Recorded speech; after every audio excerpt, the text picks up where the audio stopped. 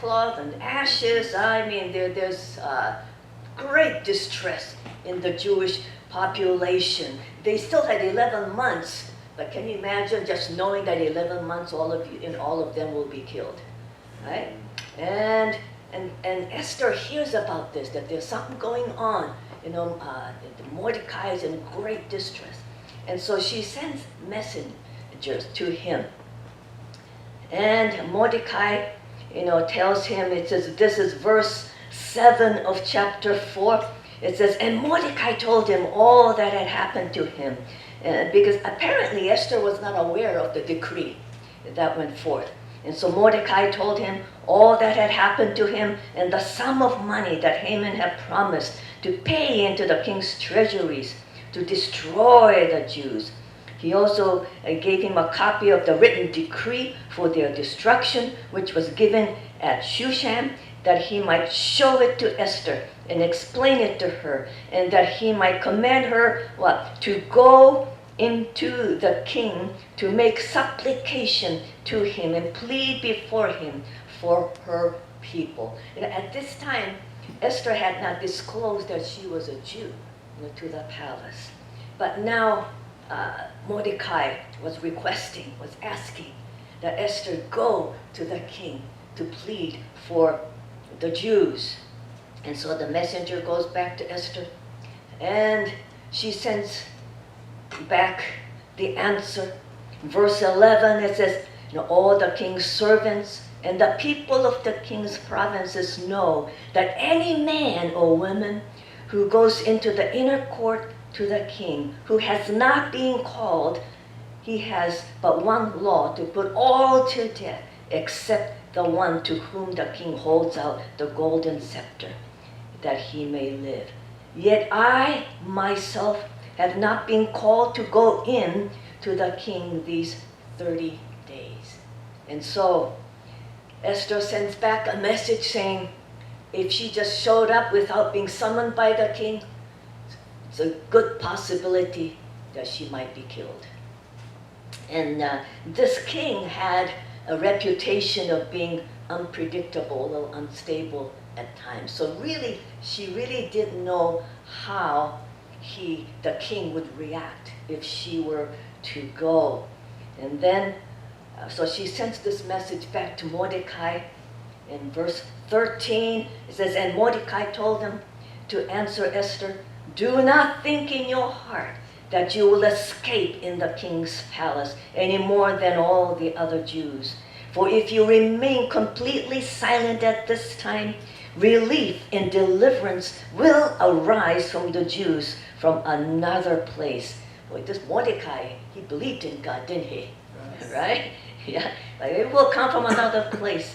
But you and your father's house will perish. And then here's the famous verse here. Yet who knows whether you have come to the kingdom for such a time as this. And so Mordecai was indicating it's not by accident that you have been made the queen. And so what is Esther's reaction? Did she make herself available in spite of great risks? And there was, in this case, there was indeed a great risk, because she really didn't know how he would react, the king, how he would react. And so it says in verse 16, go gather, she sends a reply back to Mordecai, saying, go gather all the Jews who are present in Shushan, and fast for me. Neither eat nor drink for 3 days, night or day. My maids and I will fast likewise. And so I will go to the king, which is against the law, and if I perish, I perish. All right? And so she makes that decision to make herself available in spite of the risks involved. And of course, if you read the rest of the chapter, everything does work out fine, right? But she did take a great risk. And she was putting herself really into the hands of God. God is not personally mentioned here, but she was trusting God. and putting her life literally into the hands of God, that He would somehow intervene. But I'm sure after everything went well, she was glad that she made herself available. Right? All right. And then, I was thinking that nowadays, to hold a public office, like in the governments, and speak up for what's right, and as your beliefs in the Judeo-Christian, the values, you can come under a lot of attack. Right? I believe there are a lot of officials, public officials now, or like senators sometimes, or House of Representatives, that are now serving God in these places in spite of risks. Threats been made against them, right? And their character, many of them have been slandered, they've been lied about. Sometimes they go back to what they said 20, 30 years ago.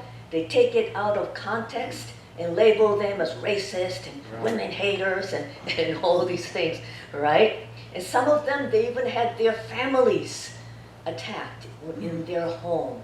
I know of one senator, young senator, his wife, who just had a newborn baby, was home with 2 other little children, I believe, and these mob people came to the house. They were shouting threats, and they even went as far as just banging on the front door. And I'm sure it was a frightening time for them. And I believe the neighbors did call the police, and the lady of the house, she did call the police as well, and they came, and they were okay. But there's sometimes in making yourselves available to God, there is a risk, right? But it's worth it. It's worth it. If God has called you to do something, then it is worth it to make yourself available, even when there is a risk.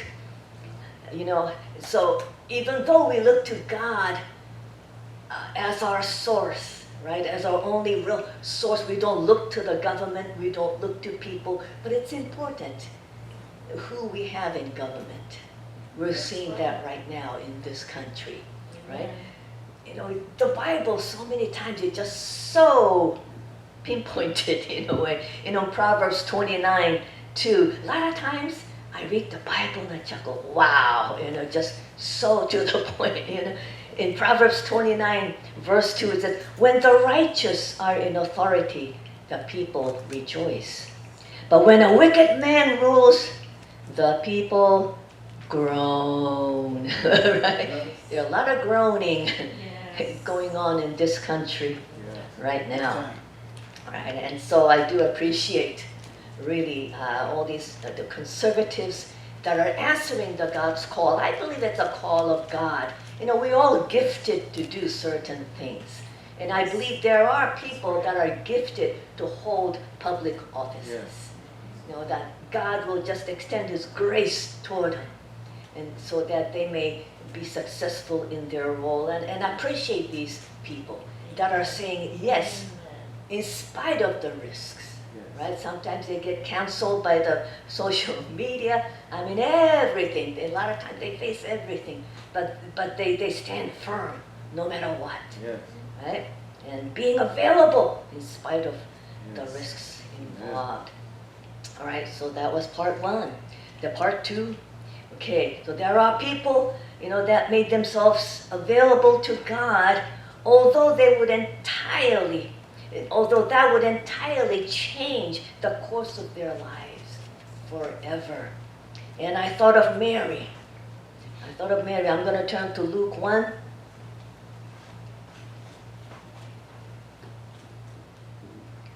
Mary was a young lady just living in a small town called Nazareth in Galilee. And she was engaged to a poor carpenter by the name of Joseph. And she was just leading a normal life, right? Looking forward to being married.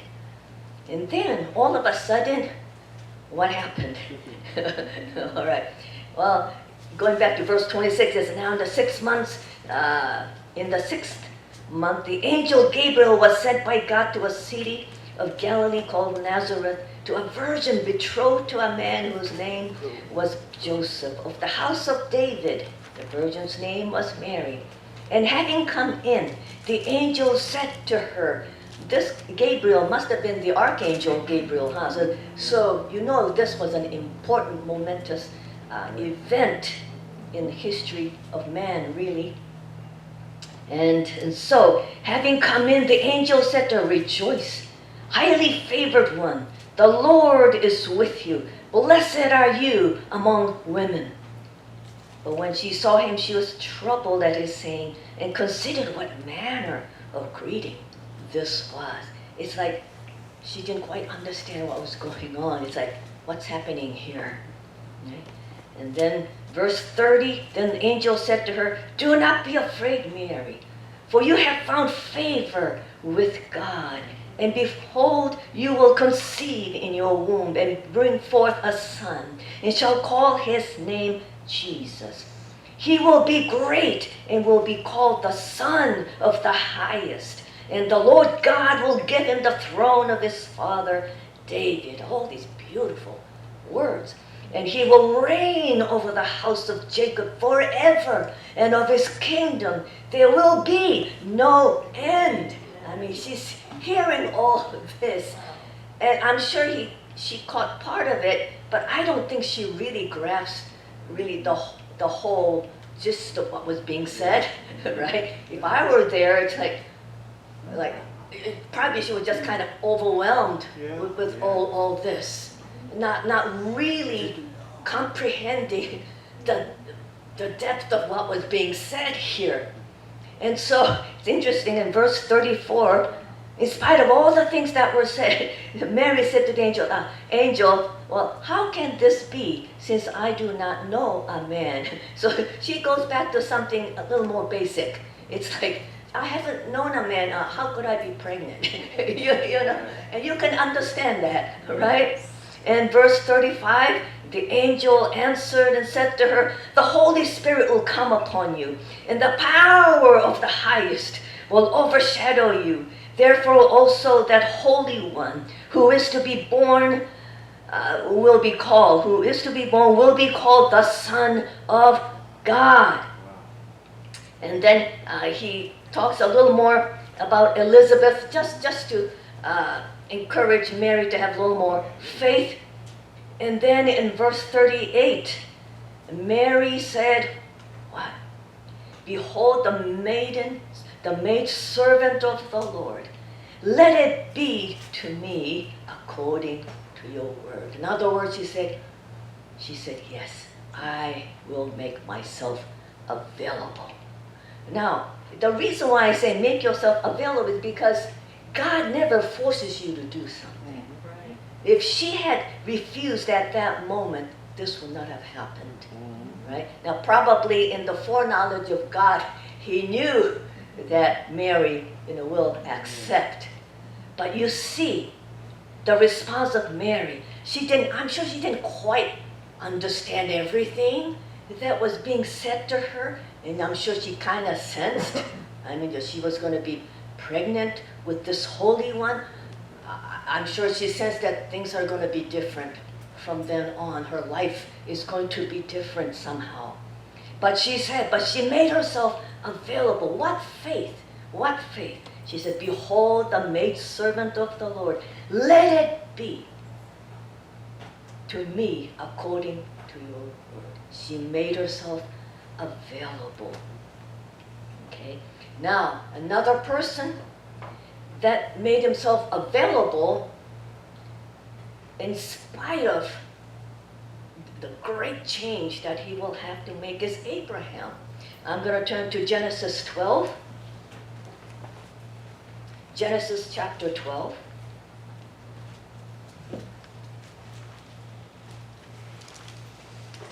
You know the call that came to Abram.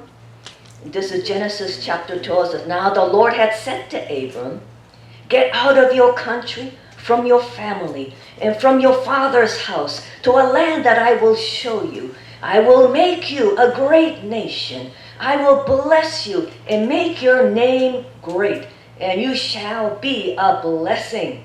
I will bless those who bless you. I will bless those who bless you, and I will curse him who curses you. And in you all the families of the earth shall be blessed. What a promise. Again, I mean, it's like, wow, I'll make your name great. You'll be a blessing, and all the families of the earth shall be blessed. And I'm sure it was looking forward to Jesus when he will come. But I'm sure, again, Abram didn't, understand everything, and not much detail is given, although a lot of nice things are said. Yet in Hebrews 11:8, it says, by faith, Abraham obeyed when he was called to go out to a place which he would receive as an inheritance. And he went out not knowing where he was going. That's amazing.